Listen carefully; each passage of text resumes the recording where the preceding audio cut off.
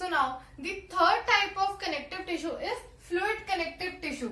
So the fluid connective tissue consists of blood and lymph. First we will start with blood. तो जो blood होता है, जो blood के सेल्स होते हैं, उनको हम बोलते हैं कॉर्पसल्स. ठीक है. ब्लड में 3 तरह के सेल्स होते हैं. अगर तीनों को कंबाइनली बात करनी है तो the cells of blood are known as corpuscles. और ये जो सारे सेल्स होते हैं ये एक लिक्विड मीडियम में प्रेजेंट रहते हैं. जो लिक्विड मीडियम कहलाता है plasma. This is the fluid matrix. Okay, this is the fluid matrix of blood which is plasma. मतलब प्लाज्मा एक फ्लूइड मीडियम है जिसमें ये सारे सेल्स प्रेजेंट रहेंगे जिनको हम बोलते हैं कॉर्पसल्स. तो अब there are 3 types of blood cells, RBCs, डब्ल्यूबीसीज and platelets. RBCs are red blood cells and these are also known as erythrocytes. RBCs का दूसरा नाम है erythrocytes. ठीक है. अब इनको ये जो रेड कलर होता है, RBCs का जो रेड कलर होता है वो एक स्पेशल पिगमेंट से मिलता है which is known as haemoglobin, जो कि आयरन से बना हुआ होता है. ठीक है. आयरन से बना हुआ होता है ये pigment which is known as haemoglobin. इसका काम क्या होता है? ब्लड को रेड कलर प्रोवाइड कराना and transport of oxygen. Haemoglobin की वजह से ही ऑक्सीजन का ट्रांसपोर्ट होता है पूरी बॉडी में. सो आरबीसी का फंक्शन क्या हो गया? Transport of oxygen. क्योंकि इसमें हीमोग्लोबिन प्रेजेंट है तो जो हीमोग्लोबिन का फंक्शन होगा वो ही आरबीसी का फंक्शन होगा. Now nucleus is absent in RBC. RBC cells में न्यूक्लियस नहीं होता क्योंकि उसको ज्यादा से ज्यादा अमाउंट में ऑक्सीजन का ट्रांसपोर्ट करना होता है. इसीलिए nucleus is absent in RBCs. Okay. Next type of cells आते हैं हमारे पास डब्ल्यूबीसीज which are white blood cells also known as leukocytes. ठीक है. डब्ल्यूबीसीज का दूसरा नाम है ल्यूकोसाइट्स एंड इनका फंक्शन होता है प्रोवाइड्स इम्यूनिटी. बॉडी में जो इम्यून सिस्टम है, जो इम्यूनिटी प्रोवाइड होती है वो हमें मिलती है डब्ल्यूबीसी से, है ना. इम्यूनिटी मतलब किसी भी फॉरेन सब्सटेंस के अगेंस्ट हमारी बॉडी अगर उस पर रिएक्ट करके उस सब्सटेंस को बॉडी में एंटर नहीं होने दे रही है तो that is known as immunity, है ना. हम देखते हैं क्लास में बहुत सारे बच्चे होते हैं, किसी को तो सर्दी जुकाम बहुत आसानी से हो जाता है तो हम कहते हैं उसकी इम्यूनिटी वीक है. एंड जिसको नहीं होता उसकी इम्यूनिटी स्ट्रांग है. मतलब डिजीज के अगेंस्ट किसका रिस्पॉन्स ज्यादा अच्छा है, मतलब उसकी इम्यूनिटी ज्यादा अच्छी होगी. तो ये इम्यूनिटी कहां से आती है? डब्ल्यूबीसी से, व्हाइट ब्लड सेल्स से. थर्ड टाइप ऑफ सेल्स होते हैं प्लेटलेट्स. प्लेटलेट्स जो होते हैं वो स्मॉल फाइब्रस स्ट्रक्चर होते हैं. These are fibrous in nature and इनका फंक्शन होता है these help in blood clotting. Blood clotting में हेल्प करते हैं. जैसे अगर कहीं पर भी चोट लग गई है और बहुत ही खून बह रहा है तो उस ब्लड को रोकने के लिए, ताकि बहुत ज्यादा ब्लड लॉस ना हो जाए, तो क्या होता है प्लेटलेट्स बहुत ज्यादा अमाउंट में वहां पे आके इकट्ठा हो जाएंगे एंड उस फाइबर्स से एक नेटवर्क लाइक स्ट्रक्चर बनाएंगे, एक क्लॉट बना लेंगे जिससे और ज्यादा ब्लड लॉस ना हो. तो to prevent blood loss platelets help in the blood clotting. ये तो हो गई 3 सेल्स की बात. अब जो फ्लूइड मैट्रिक्स होता है प्लाज्मा, वो ब्लड का 55% पार्ट बनाता है. मतलब 45% पार्ट में तो हमारे सेल्स हो गए and 55% part of the blood is plasma. अब क्योंकि प्लाज्मा ही फ्लूइड मैट्रिक्स है, वही लिक्विड मीडियम है, तो जितना भी सब्सटेंसेस, जितने भी न्यूट्रिएंट्स है, जितने भी हार्मोन्स है, वो हम कहते हैं कि ब्लड के थ्रू ट्रांसपोर्ट होता है. Actually it is transported by the plasma, है ना. क्योंकि ब्लड तो सेल से है, ब्लड तो पूरा ही मिलके बना है सेल्स एंड प्लाज्मा, लेकिन ओरिजिनली वो ट्रांसपोर्ट तो किसी फ्लूइड मीडियम की वजह से होगा. तो न्यूट्रिएंट्स एंड हार्मोन्स को ट्रांसपोर्ट करने का काम होता है प्लाज्मा का. ओके. एंड ब्लड कहाँ फ्लो होता है? ब्लड वेसल्स में. तो प्लाज्मा भी कहाँ प्रेजेंट होगा? It is present in the blood vessels. अब जो हमारे पास ल्यूकोसाइट्स होते हैं या हम कह लें डब्ल्यूबीसीज होते हैं, उनका क्लासिफिकेशन है, these are of various types. So on the basis of कि उन ल्यूकोसाइट्स में ग्रैन्यूल्स प्रेजेंट है या नहीं, the cytoplasmic granules are present और not, leukocytes are classified into two types of cells, granulocytes and agranulocytes. जो granulocytes होंगे उनमें granules present होंगे, while agranulocytes में granules absent है. Now granulocytes are further classified into three types, neutrophils, eosinophils and basophils. So neutrophils का क्या function होता है कि it acts against bacterial and fungal infection. मतलब जितने भी इन्फेक्शंस अगर बैक्टीरिया की वजह से हो रहे हैं, फंजाइस की वजह से हो रहे हैं, तो उसके अगेंस्ट में जो काम करता है वो होते हैं न्यूट्रोफिल्स. वो अपनी बॉडी को उनसे प्रिवेंट करेंगे. न्यूट्रोफिल्स जो होते हैं वो बैक्टीरिया एंड फंजाई के सेल्स से डिफेंस करेंगे, है ना, एंड उनको किल कर देंगे. उनको खत्म करने का काम होता है न्यूट्रोफिल्स का. किसको? बैक्टीरिया एंड फंजाई को. नेक्स्ट जो होते हैं इयोसिनोफिल्स, ये एलर्जिक के अगेंस्ट रिस्पॉन्स में काम करते हैं, है ना. एलर्जी का जो रिस्पॉन्स होता है उसमें काम करेंगे eosinophils. Parasitic infections, diseases of central nervous system, इन सबके अगेंस्ट काम करते हैं इयोसिनोफिल्स. बट बेसिकली ये पैरासाइट्स के रिस्पॉन्स में काम करते हैं कि अगर पैरासाइट बॉडी के अंदर आ गया है तो उसको मतलब उससे बॉडी को प्रोटेक्ट करने का काम होता है इयोसिनोफिल्स का. Third are the basophils. ये जो बेसोफिल्स होते हैं ये सबसे कम अमाउंट में होते हैं. ये भी एलर्जीज के अगेंस्ट काम करते हैं and also in the response of antigen. Antigen मतलब कोई भी वो फॉरेन सब्सटेंस जो बॉडी के अंदर आके बॉडी को नुकसान पहुंचा रहा है, तो उसके अगेंस्ट एंड एलर्जी के अगेंस्ट काम करते हैं basophils. But these are found in the least amount. सबसे कम अमाउंट में होते हैं basophils. Now next will move forward to the agranulocytes, जिसमें साइटोप्लाज्मिक ग्रैन्यूल्स एब्सेंट है, वो हो जाएंगे agranulocytes. These are further classified into monocytes and lymphocytes. तो जो मोनोसाइट्स होते हैं वो क्या काम करते हैं? वो एक तरीके के फैगोसाइटोसिस का काम करते हैं. किसके लिए? न्यूट्रोफिल्स के लिए.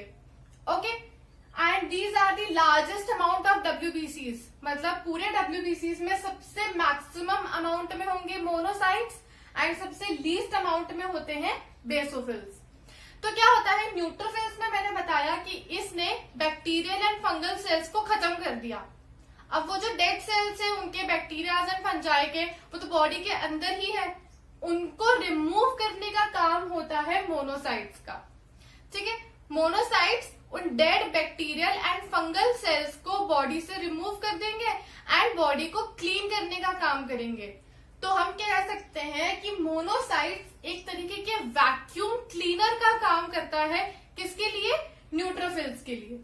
मतलब न्यूट्रोफिल्स ने तो बैक्टीरियल एंड फंगल सेल्स को किल कर दिया एंड उसकी सफाई कर दी मोनोसाइट्स ने. ओके, नेक्स्ट होते हैं लिम्फोसाइट्स. मेनली जो लिम्फोसाइट्स होते हैं वो लिम्फ में प्रेजेंट होते हैं ज्यादा अमाउंट में, ब्लड में कम अमाउंट में होते हैं.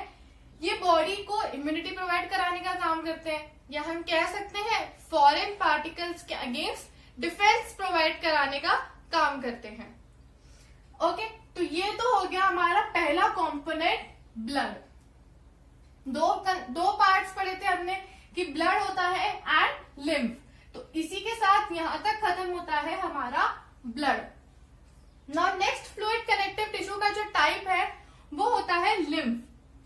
ठीक है, तो लिम्फ क्या होता है? क्लियर व्हाइट फ्लूइड होता है जो कि डब्ल्यूबीसी से मिलके बना हुआ होता है.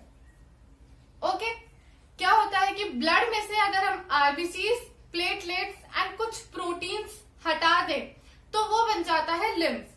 ठीक है, उनमें लिम्फ में सिर्फ डब्ल्यूबीसीज होते हैं मैक्सिमम अमाउंट में. लिम्फ में आरबीसीज एंड प्लेटलेट्स और कुछ प्रोटीन्स एब्सेंट होते हैं. इनका क्या काम होता है? It protects the body against the infection.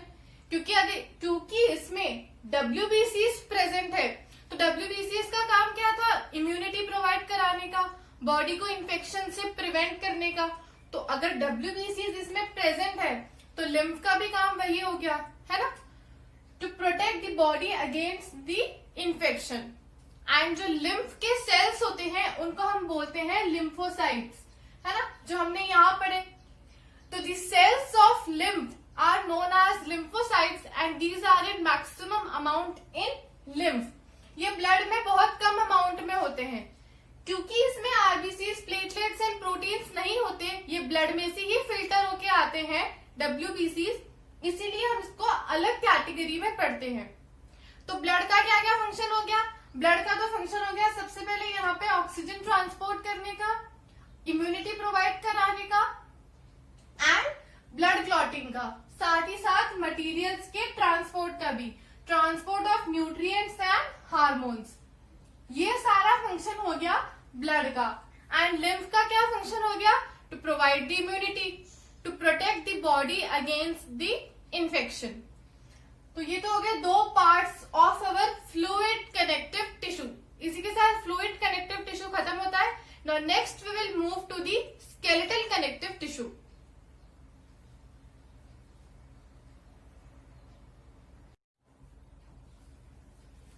Okay, so next and last type of connective tissue हमारे पास है स्केलेटल कनेक्टिव टिश्यू, जिसके दो कंपोनेंट्स है हमारे पास, bone and cartilage.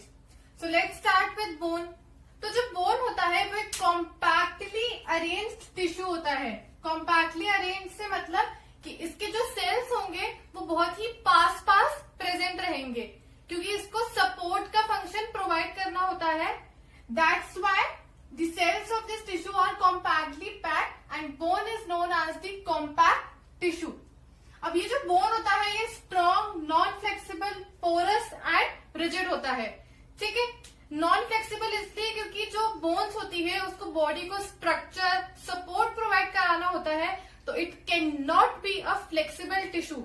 So that's why bone should be a strong tissue, ताकि वो हमें सपोर्ट प्रोवाइड करा सके, नॉन फ्लेक्सिबल, पोरस हो, ताकि मटेरियल्स का एक्सचेंज हो सके, एंड साथ ही साथ इट शुड बी रिजिड। जब वो रिजिड होगा तभी वो बॉडी को स्ट्रक्चर प्रोवाइड कर सकेगा। ओके, तो ये चार कैरेक्टरिस्टिक्स हो गए बोन के। अब जो बोन के सेल्स होते हैं उसको हम बोलते हैं ऑस्टियोब्लास्ट और ऑस्टियोसाइट्स। दोनों बोल सकते हैं, एक ही बात है। या तो उन सेल्स को ऑस्टियोब्लास्ट बोल दे या फिर these are also known as osteocytes. अब बोन का क्या क्या फंक्शन हो गए? देखो, अभी मैंने कहा कि इसके टिश्यूज के जो सेल्स होते हैं वो कॉम्पैक्टली अरेन्ज्ड होते हैं, so it will provide shape and support to the body. ये बॉडी को स्ट्रक्चर, शेप प्रोवाइड कराता है बोन, एंड सपोर्ट भी प्रोवाइड कराता है। भाई अगर इमेजिन करो, अगर किसी की बॉडी में बोन्स ही नहीं होंगे तो सिर्फ मस्कुलर स्ट्रक्चर का तो कोई शेप नहीं होता। तो बोन का काम होता है बॉडी को स्ट्रक्चर, सपोर्ट प्रोवाइड कराने का, शेप प्रोवाइड कराने का काम होता है। ये तो हो गया इसका फर्स्ट फंक्शन। नेक्स्ट क्या होता है कि जो बोन्स होते हैं वो इंटरनल ऑर्गन्स को प्रोटेक्ट करने का काम करते हैं। भाई हमारी बॉडी के अंदर बहुत सारे सेंसिटिव ऑर्गन्स हैं, लाइक लंग्स हो गए, ब्रेन्स हो गए। So these are protected under the cage of bones. Like जो ब्रेन है हमारा वो क्रेनियम के अंदर है, वो स्कल के अंदर प्रोटेक्टेड है, ताकि उस ब्रेन को नुकसान ना हो सके, शॉक ना लगे। इसलिए वो बोन का एक स्ट्रक्चर है स्कल या फिर क्रेनियम के लिए, उसके अंदर प्रोटेक्टेड है। जो लंग्स है हमारे वो रिब्स के अंदर प्रोटेक्टेड है। रिब्स जो होते हैं वो बोन्स के मिलकर बने हुए होते हैं। तो लंग्स को, ब्रेन को, ऐसे सेंसिटिव डेलिकेट इंटरनल ऑर्गन्स को नुकसान ना पहुंच सके, तो उसके लिए भी काम करता है bone. It protects the delicate organs of the body. ये हो गया इसका सेकेंड फंक्शन।